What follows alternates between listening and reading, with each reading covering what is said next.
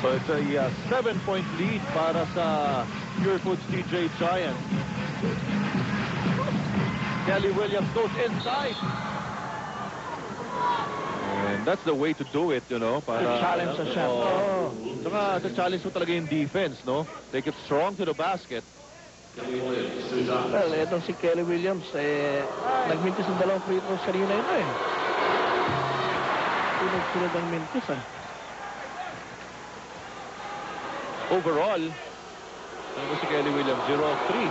Kaya nga. Finally, is 5 of 6 from the 3-point area and only 1 of 4 from the free throw line. that's right. Ito na naman sila Nete. Si Bitoy Omolo naman ang buwabantay sa kanya ngayon. Dahil kaya naman sumabay ni Bitoy sa bilis eh. Pero ito, may screen na ipoprovide si Romel Adukol. Lanete. Nakita si James Yap. Pumihit. James Yap. Wala. Agawa ng bola. Mapupunta kay Romel. Yap. He goes up. And he's fouled. By Bitoy. Third foul on Bitoy Omolon. And si James Yap kanina po umiikay-kayan after that layup, but ito makikita natin free throw shooting. Mas maraming free throws na naibigay sa Pure Foods dito. Tumaga rin na penalty itong Santa Lucia Realtors. Tama ka doon. 2 minutes and 19 remaining. 7 ang abante ng Pure Foods. Could be 8, yeah. Yap with 16 points. Here's Ryan Reyes. Ryan Reyes. Look at Chico Lanete. Lanete dive for that loose ball, pero mananatili dito sa Santa Lucia like bola. the intensity of this rookie, ano?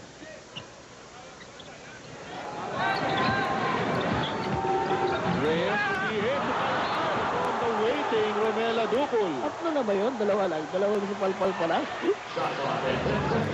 Ito, makikita natin. Kala niya nakalibre na siya, pero nandun si The General. Abot na abot.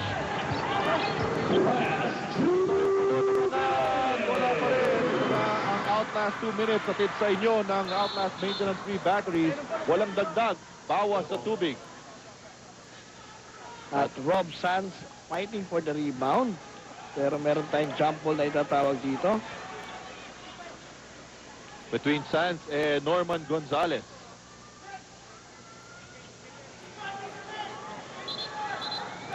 Teka muna. Making sure things are in order. Attack goes to Bitoy Omolon. Kelly Williams for 3. Rimano in and out. What a time to miss. And Pure Foods fans, Whooping it up. smelling victory. Pero marami pang oras dito. 1.5 natitira. Ito, nakaiwas na naman si Lanete. Lanete from behind, not giving up. Itong si Bitoy Omolon. Sabi kasi, kaya naman sumabay sa bilis itong si Bitoy Omolon. Norman Gonzalez will move out in favor of Joseph Yeo. And Pure Foods TJ Giants calls a 30-second timeout. Gusto nilang masigurado ito. Meron 7 seconds na natitira sa shot clock ng Pure Foods TJ Giants. Well, kasi kung makaka-score sila dito, that will give them a 10-point lead. Oo. And 4-possession ball game. Oo. So, ito pong 1 point lamang ang naging panalo nitong dalawang kumpanan in their last outing. At dito, mukhang hindi 1 point ang 8 nagiging... points eh. Oo.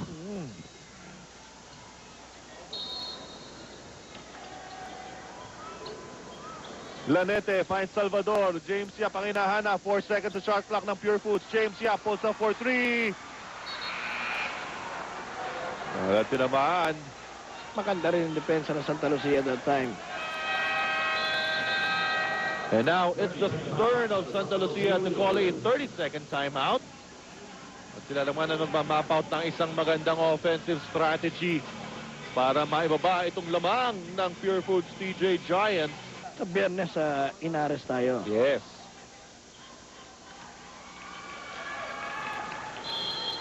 So here's the inbounds para sa Santa Lucia Realtors. Joseph Yo. Nalibre si Dennis Espino for 3. Bang! A 3-point shot. Siyempre sa atin ni Dennis Espino. Si Espino kanina nakashoot na ng 3-pointer eh. Oo, 16 points for the captain of the Realtors. Chico Lanete. Kicks it out to Romel Aducol. Simon against Bitoyo Molon. Binigyan ng screen ni Aducol. Simon ngayon. Umatake. Kicks it out to Lanete. Wala. Rebound. Pinag-aagawan ni Aducol at ni Williams. Napunta dito kay Kelly Williams. Nagmamadali. Kelly Williams side-stepping ball. 3 goes up. Foul na nakita si referee Jeff Ferrer. Panaayos yung layup na yun. Nasayang. Could have been a 3-point play opportunity para dito kay Kelly Williams. But all is not lost for the Realtors. Ang problema, he's struggling from the free throw line. We're talking about si Kelly Williams. But if he makes both free throws, One possession ball game lang. Oo. Kaya nga, ito, big test for Kelly Williams. He continues to struggle. 1 of 5 so far from the free throw line. So even if he makes this, 2 possession ball game. Oo. yan. Kelly Williams, sabi na sana sa 3 points na lang pwede itira. Oo nga eh. He splits his charities. In the meantime, the Pure Foods TJ Giants would like to put the finishing touches on this ball game. Lamang po sila ng 4, 81 to 77. So, ito pong Santa Lucia ang tumawag ng timeout.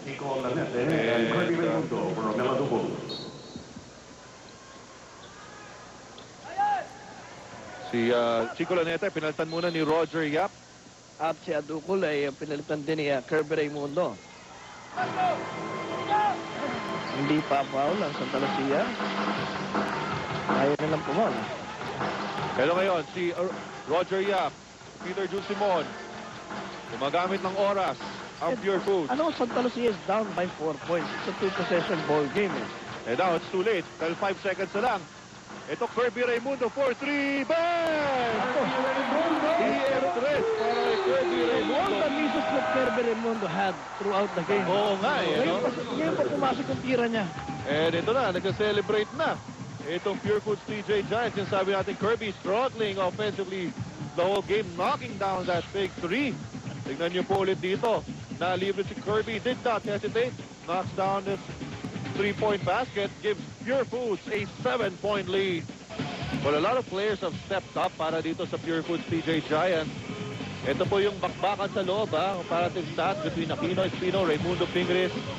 Dominated by Raimundo and Pingris. Well, Marlo Aquino, hindi naman masyado naglaro dito. Only 10 minutes. Kasi kahit ito eh, si Pingris naman na nakarami dyan eh. Oo. At Pingris, 13 minutes, 27 minutes, yeah. 13 points for Mark Pingris. Kasi nga, si Marlo Aquino scoreless in the ball game. He only played 10 minutes.